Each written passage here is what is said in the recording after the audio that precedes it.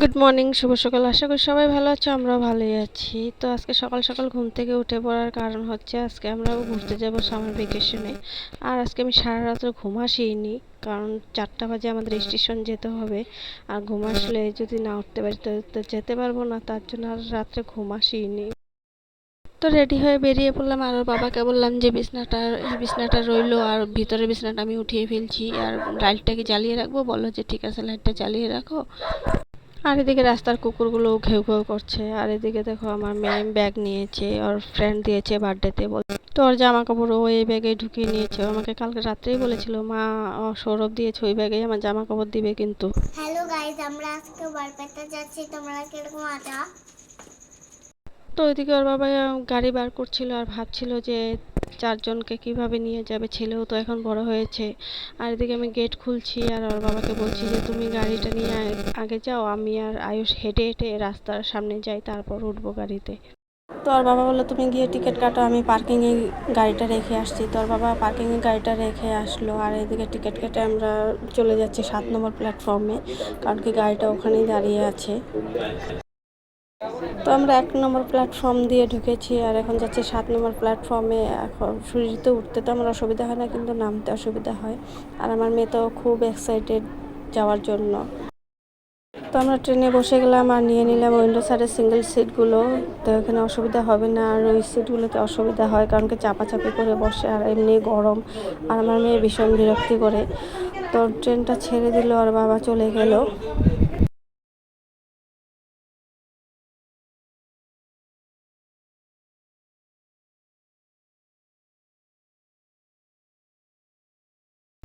আর আমার মেয়ে একটু পরে পরে বলছে, মা কখন নামবো কখন নামবো? আমি বললাম এখনো সময় আসেনি, সময় আসলে তো নামবোই, তুই হাল্লা করিস কেন? আর এদিকে ওকে চুপচাপ রাখার জন্য একটু পরে পরে আমি তুলে নিচ্ছি, কিন্তু ও চুপচাপ তো থাকার মানুষ নয়।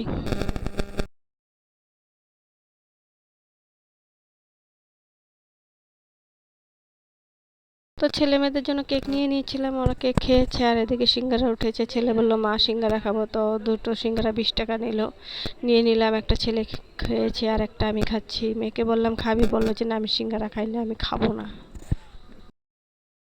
তো একটু পরে পরে উইন্ডো দিয়ে রোদ্রের তাপটা ঢুকছে, আর মেয়ে বলছে মা উইন্ডোটা বন্ধ করে দাও। আমি বললাম মা ওটা বন্ধ করলে লোকে হাল্লা করবে, আমাদের মারবে, কারণ কি গরম, ওইটা খুলে রাখলে হাওয়া আসবে। তো বললো রুমালটা দাও, তো ওকে রুমালটা দিয়ে আমি ঢেকে দিলাম। তো রুমালটা দিয়ে খেলছে বারবার।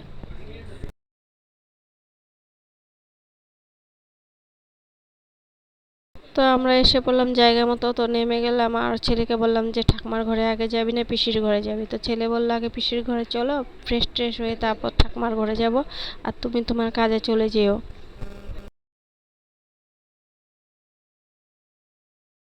তো একটুখানি জায়গায় টমটমওয়ালারা বলে যে 20 টাকা করে লাগবে। তো আগে পরে তো আমি এসেছি, আমি জানি কত টাকা ভাড়া। ওদেরকে বললাম ভাই 10 টাকা করে, তো বললো যে না যাব না।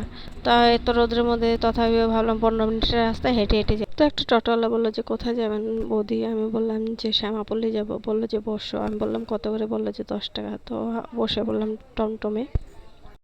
তো স্টেশন থেকে বেশি দূর না ওদের বাড়ি, হেঁটে হেঁটে যাওয়াই যায়। আর ওদের এখানে একটা গেট পড়েছে, যদি একটু ট্রেনটা এদিকে থামতো তাহলে এদিকে নেমে যেতাম। তো এসে পড়েছি জায়গা মতো, আর মেয়ে সিধা দৌড় দিয়ে চলে গেল পিসির কাছে। আর এদিকে গজ তো আমাদের না দেখা অবস্থাতে ভৌ ভৌ করছে, দেখো অবস্থা ওর। তো আমি ফ্রেশ ট্রেশ হয়ে মেয়েকে নিয়ে বেরিয়ে পড়লাম। আর ওদিকে শাশুড়ি বারবার ফোন করছে তাড়াতাড়ি আসো, লোকটা বসে আছে। তার মানে আমি আজকে আধার অফিসে যাব, আমার আধার কার্ডটা হয়নি তার জন্য। তো শাশুড়ি রাস্তাতেই দাঁড়িয়ে ছিল, আর এদিকে দেখো কতগুলো বাচ্চা মাছ ধরছে। আর আমার মেয়েকে দেখো খুব খুশি হয়ে গেছে দেখে। আর এইটা একটা ছোট নদীর মতনই ছিল, নদীর একটা ছিল। তো এটা ভরতে ভরতে ছোট নালার মতো হয়ে গেছে। তো এখান থেকে বড়শিটা ফেলছে, একটা পাক করে মাছ ধরছে। তাই দাঁড়িয়ে দাঁড়িয়ে আমি আর মেয়ে দেখলাম অনেকক্ষণ। আর এদিকে নাতিন ঠাকমাকে নিয়ে দোকানে চলে গেছে আমাকে চকলেট কিনে দাও। তো ঠাকমা মেয়েকে চকলেট কিনে দিল, আর বলল যে চলো এখন ঘরে। তো এখন আমরা ঘরে যাচ্ছি, আর রাস্তায় একটা লোকের সাথে দেখা হয়ে গেলো, আর ওর ঠাকমা কথা বলছে।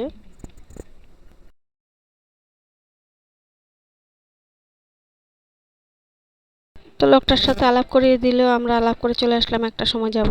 তো আমি ঘরে এসে আর ড্রেস খুলিনি, ওই ড্রেসে ছিলাম। তো একটু খেয়ে দিয়ে বেরিয়ে পড়লাম, ছেলে আর আমি। 1টা বেজে গেছে, তো এখানে টোটো পেলাম না। ওর পিসি বললো হেঁটে হেঁটে যাও, রাস্তাতে পেয়ে যাবে।